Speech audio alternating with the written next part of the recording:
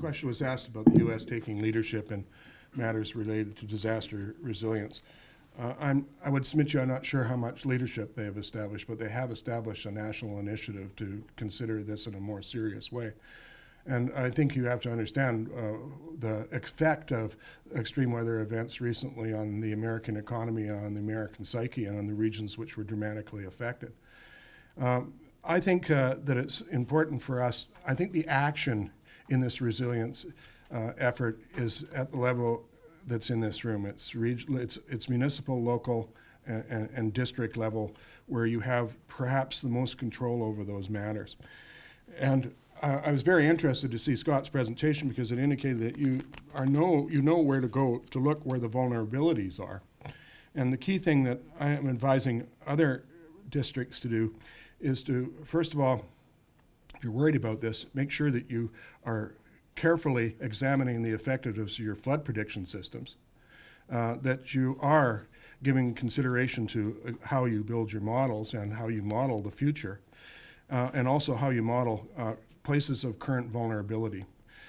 This could be an overwhelming project if you didn't take it on in a very measured, serial manner in which you identified elements and places and infrastructure that are particularly vulnerable under various types of extreme events that you might consider happening. I think some of the maps that I saw in Scott's presentation are very helpful.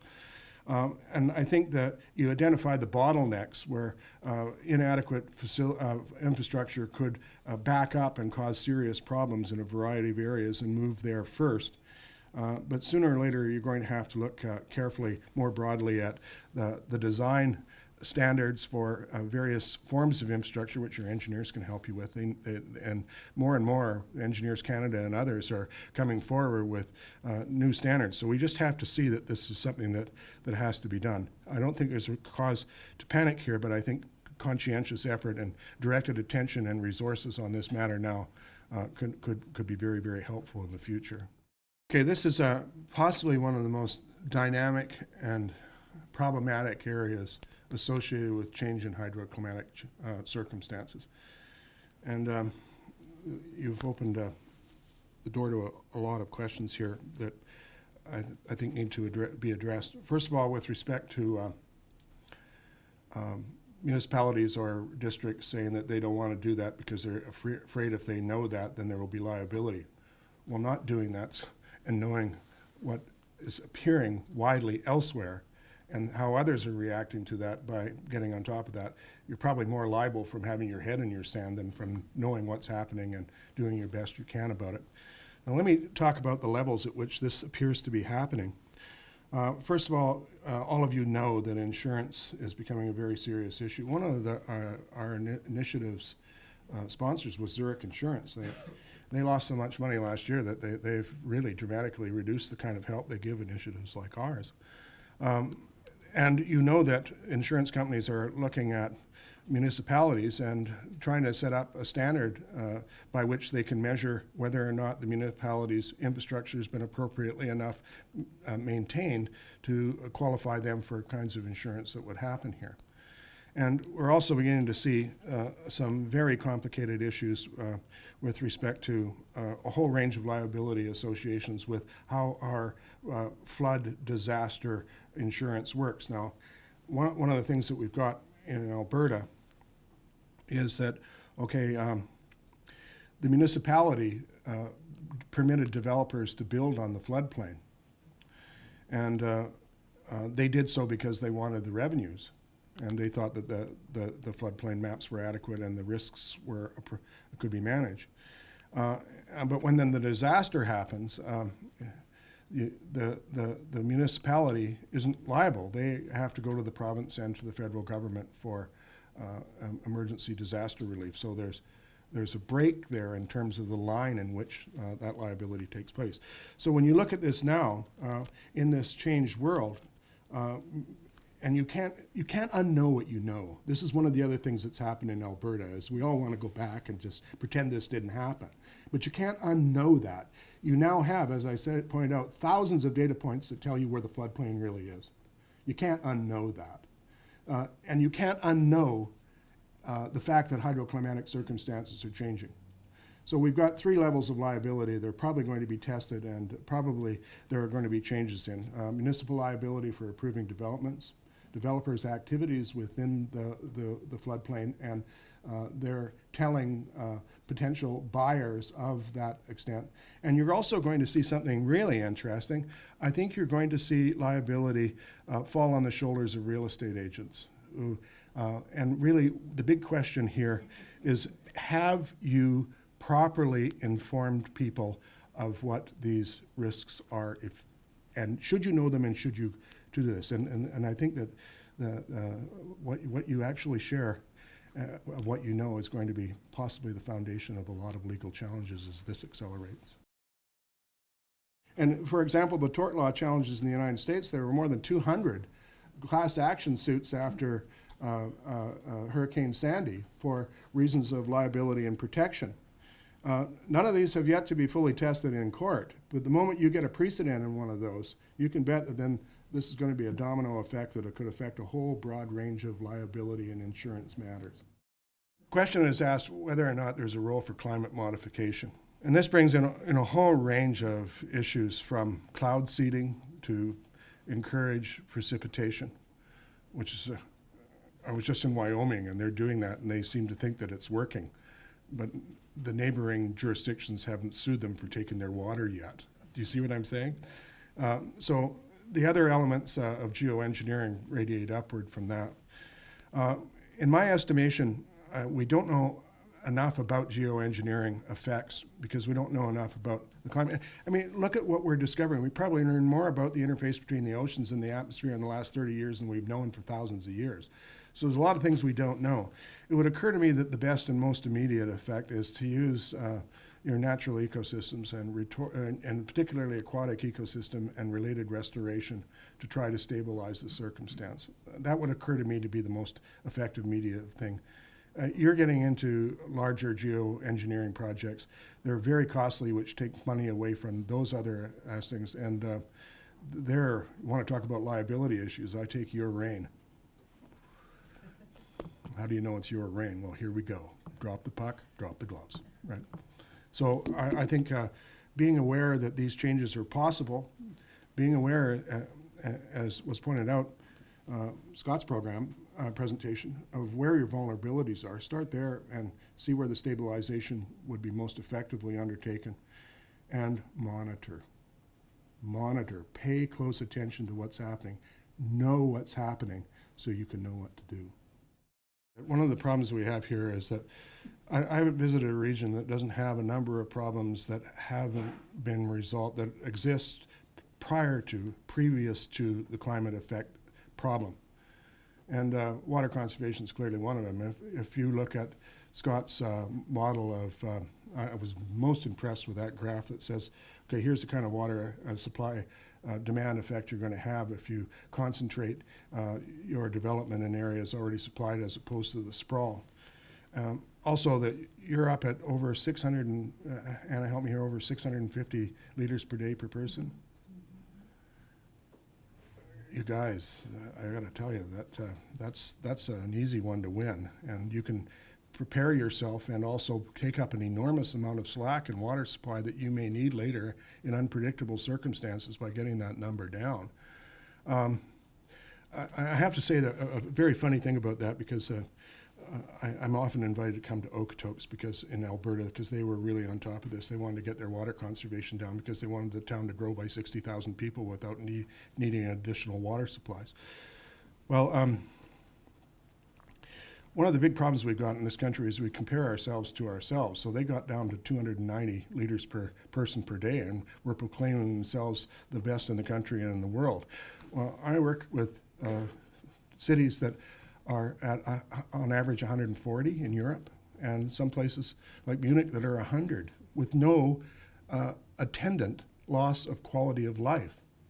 So there are things that you can do prior to this that will open up and cut slack and give you the resources, but it's hard to do. And I know I talked to one of the mayors here a few years ago and said, okay, well, you get down to this water scarcity thing in a drought, and you get people who say, well, I'm not going to do that. I paid to have this swimming pool. Well, what we found widely is that if you don't get the public on side, then they're not going to be on side with you when you need to do this. And I really think that's an important win, is to get that water conservation effort to become more successful.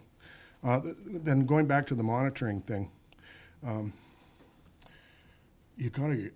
I'm so supportive of. I write letters in support of your BC government's efforts to modernize the Water Act, because if you don't manage groundwater, you won't survive some of these problems. You just won't. If your population's continuing to grow and every time there's water scarcity you can punch a hole, you're heading for very, very serious problems based on what we've seen elsewhere. That's a loop that you gotta manage better too, so that you know where your resources are. And if you don't know how much groundwater you're using,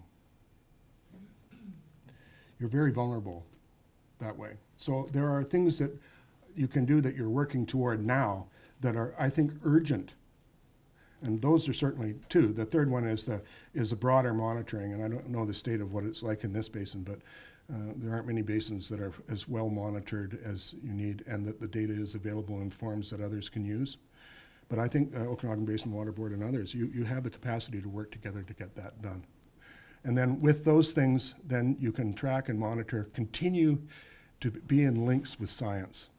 You have that capacity. You've got research capacity here that you can link with that can help you in this province, not just here with Scott and others, but PCIC and all of these other organizations.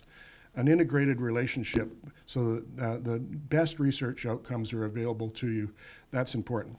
Another thing that I think is really important is to get the latest hydrological science research outcomes into professional practice faster. And this is one of the things that we've seen widely. These outcomes, and again, it's partly a problem of the science because you've got to publish, and that's all that matters. You don't care if anybody ever reads it. But there are breakthroughs in understanding how all of this is working that needs to be more actively inputted into engineering and other professional practices, and that will help also. All right, are there things that we do in the world that destroy water? As I mentioned, there's a finite amount of water in the world, and it doesn't change. It can change form. The way in which you can destroy water is that effectively you contaminate it such that it can't be used for other purposes.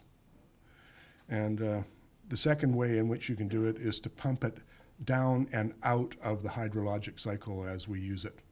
So if you pump it down and into natural formations where it's no longer available or it's no longer economically possible to recover that water, then that water is gone. And that pardon me? Do you have examples of that? Yeah, consumptive use in the oil industry is about 1% of their license, and that water doesn't come back either in a condition or it doesn't come back into the realm of the hydrologic cycle. So those are matters that you need to have a handle on, especially in a dry place like this. Right, you brought up a number of points, denial, junk science, and muzzling of government science. Is that fair to say? Yeah. First of all, I would like to speak to the matter of the problem of inaccurate information being used to deny the climate problem. And you are perfectly right. I could never, without the independence that I have, I could probably not say this in many places. And I have to tell you that I make a lot of people very uncomfortable in Alberta when I speak in this way. I'm from Alberta, so I can say that too. Okay. How do we deal with people who don't want to move from a position of early understanding or acceptance of a specific point of view with respect to climate matters? And the best way, I think, is to constantly affirm the best and the most reliable science. And I just want to talk about that for a moment, if I may, in the context of the IPCC's fifth assessment report. The physical science element came out just recently. Now, I want to explain this in the context of the scientific method. So even when known deniers and cranks challenge any aspect of the growing body of climate science, researchers like this man are bound by the scientific method to invert the entire established knowledge infrastructure on this planet to see if any given challenge deserves consideration. That's how the scientific method works over time. And on matters related to climate, we've been doing this for 40 years. The fifth assessment report will make the clearest view yet, will provide the clearest view yet of the state of scientific knowledge with respect to climate change. And a total of 279 lead authors, 50 review editors from 39 countries, and 600 contributing editors or authors from 32 countries contributed just to Working Group 1. There are 3 working groups. And that group alone sorted through and addressed 54,677 critical comments. And the 2 other works are going to do the same. And once again, every critical objection to the supposition that the burning of fossil fuels is warming our global climate has been subjected to analysis and fierce scientific debate. And what's happened once more is that after running the objections again and again through the entire knowledge system, we keep arriving back at the same conclusions. The global thermometer appears to be indifferent to psychological tricks of advertising and unrelenting public relations. It's as indifferent to that as it is to economic theory. And the temperature readings keep coming in, but no matter how many times we check them, the picture is forming that our circumstances and our future are going to be different, as we've indicated. Our world is warming, and it looks like it's going to warm up more, and with many of the hydrological effects that I've described today. So we've been told this 5 times. Maybe it's time to listen to that. And finally, your comment about the muzzling. I come from Alberta, so I can say this. One of the real problems of living in Alberta right now is that our entire provincial psyche, our psyche as a people, has been torqued out of shape by the need to defend and justify the choice of the oil sands as a major economic pillar of the economy for the province and the country. Anything that is brought up, anything that's said regarding that is immediately confronted and usually dismissed, as is the person who makes those remarks. That makes you vulnerable in your own right to these kinds of problems. And I fear for us in Alberta because despite this terrible disaster, I still don't think we've made the link between these hydrologic change and some of the things that we do and must do, I suppose, in the short term at least, to sustain a reliable economy. So as I said, sooner or later we're going to have to face these matters, and muzzling scientists is not going to help. We need that science more than ever, and we need to rely on it. We need to make sure that we're making decisions based on evidence, and when we do that, we tend to do the right thing. In a lot of these places, no one could understand why people were so poorly prepared for what happened, and that systems broke down, and even though the flooding began in the mountain up headwaters in a lot of these places, people were not prepared downstream for what happened. So we have become very complacent in this regard. And part of that is because we tend to express a lot of these climate effects in larger averages. And, all climate modelers I work with all laugh, because, they say a statistician can drown in 3 feet of water. And the fact is that averages can be very, very misleading. It's the local circumstances that are really important to you, the types of things Scott was showing, and what might be modified, what might be accentuated or accelerated in your local context. And I think you don't have to necessarily wait for the most accurate models to anticipate what those things might be. So that's the first thing. The second thing is that the extremes are the problem. There's no question about it. If you get a decadal drought here, that would you could lose a third or a half of your population if you had a decadal drought. We have 3 areas in which there is no debate about whether this is happening. One is in science. The second is in national security. Some of the best reports I've seen on climate effects are from the CIA and like organizations around the world. And they have been published jointly with the national academies in the United States. And they're worth reading because they show what the vulnerability is at the regional district level, the municipal district, and then extending outward. The third area that is absolutely clear on this is the insurance industry. Now, I have to say working with insurance is quite interesting because they don't care if climate change is happening or not. They're just looking at the numbers. All they want to do is make sure they underwrite liability correctly. So it's quite interesting. They're as objective as scientists on that because they don't care. Ooh, look at that. Do you see that cost? You know? So that's an industry that's absolutely clear on it's happening, and their liability is increasing, and it's changing the pattern and the relationship that they have with insurance generally and specifically related to overland flooding. The next thing I want to say that, the comment, well, I'm going to be dead and gone while it's over. Well, I have two comments on that. Well, if you live in Central Europe, or if you're in Toronto this summer, or Winnipeg recently, or if you're in Calgary, High River, well, you may not be able to attribute those specific floods to climate warming, but they certainly are an example of exactly the characterization that we would have from an atmosphere that is capable of transporting more water vapor. And that's a very simple atmospheric physics. We're not talking about something dramatic here, but if that continues to happen, well, those people, my sister certainly knows what it means, so it's here for her.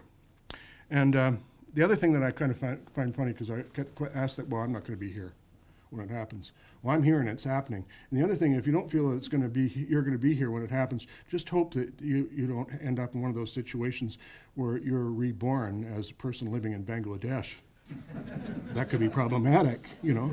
So I think we have to take this seriously in our time, and I think we owe subsequent generations the intergenerational responsibility of being clear and understanding this and acting as successfully as we can, so don't we leave them with something they can't manage. On the prairies, much work has been done by David Soshin and others on tree ring records to establish actual drought patterns.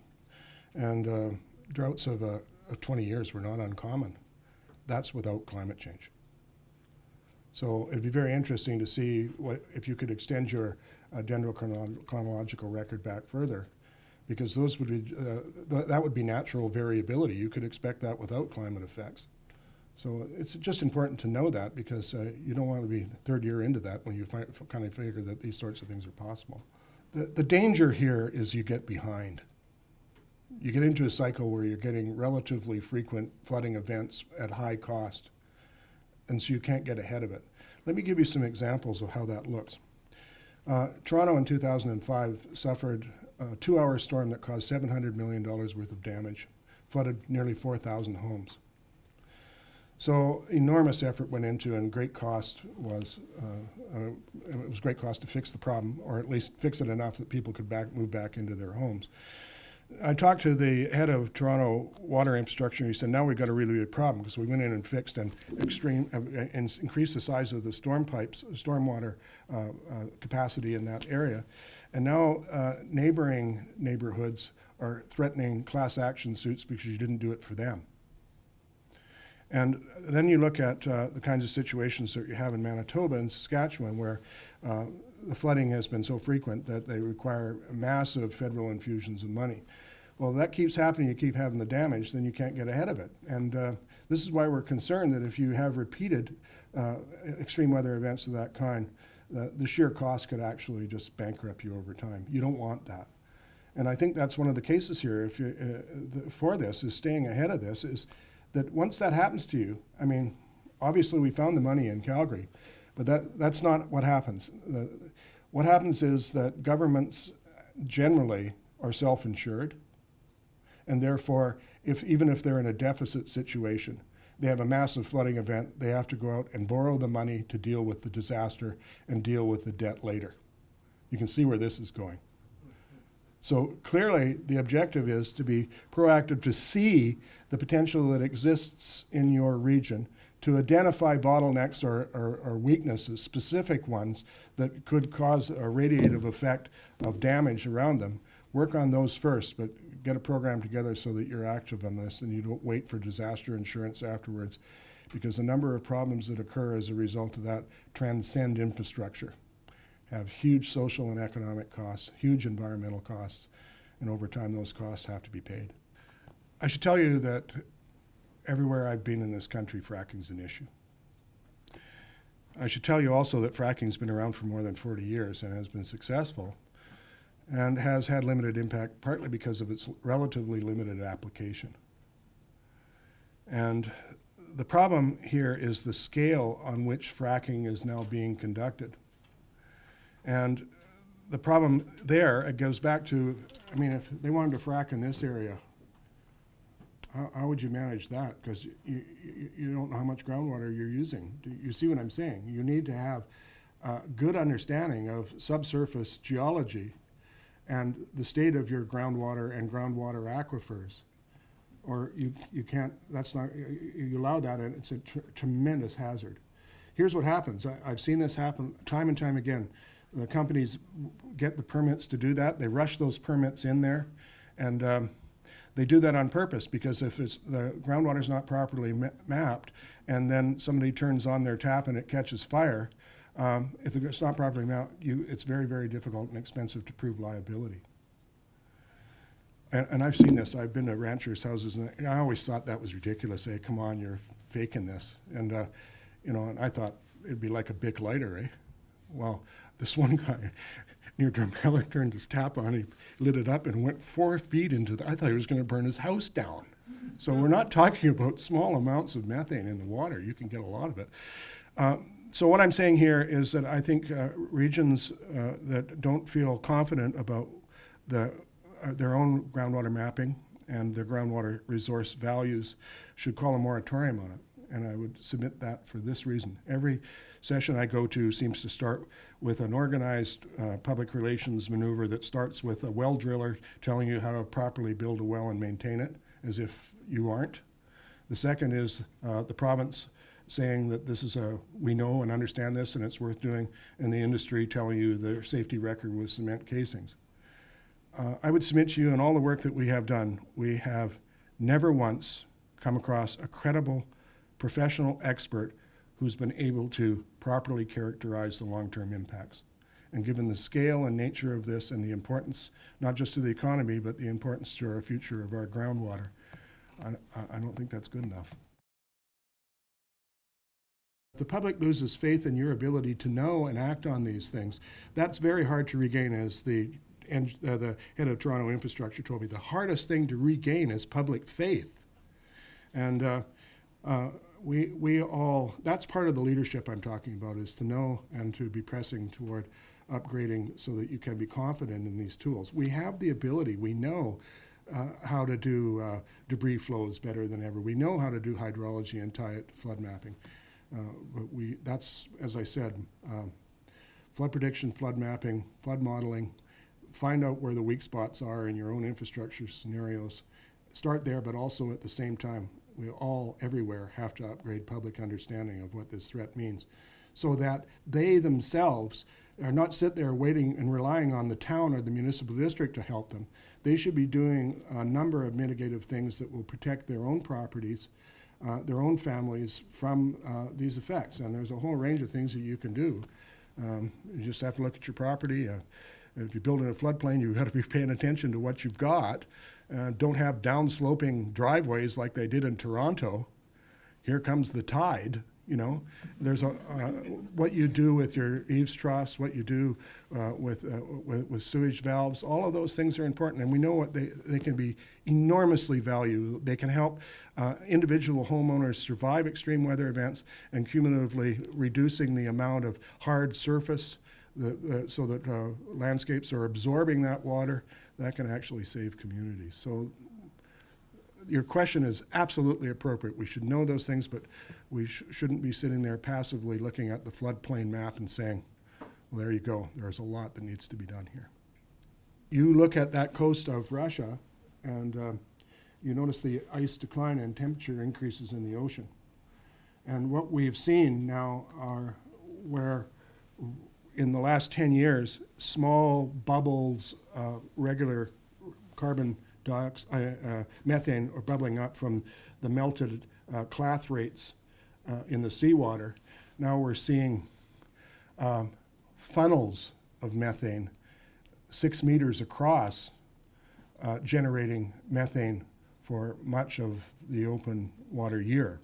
So there are things happening there that are probably more significant to us than Greenpeace members going to jail. So I don't think our news is very helpful in a lot of ways. You look at some of the things that are happening, these issues are never connected in any way to larger hydroclimatic change. And I think that's most regrettable thing because our public is confused. They operate largely on outmoded information or on opinions relatives and others may have shared with them. And very seldom do we have a full understanding of what's really happening as a result of the media. But I would submit to you that that's the same sort of issue that we got with public understanding with some of the issues that we're talking here today at the municipal level. I've been the spokesperson for the RBC Blue Water Canadian Water Attitude Survey for 5 years. And people don't know where their water comes from. It comes out of their tap, that's as far as they know. And I think we have in this country probably one of the best water delivery systems in the entire world. And we've done that modestly and quietly. Engineers tend to just get it done. They don't want to talk about it. But the fact is that we're very much out of touch of what happens once you go inside that tap and backwards through those systems. So we've got a lot of public education to do, not just on climate, but on the matters we have to address in order to deal with the problems that precede that.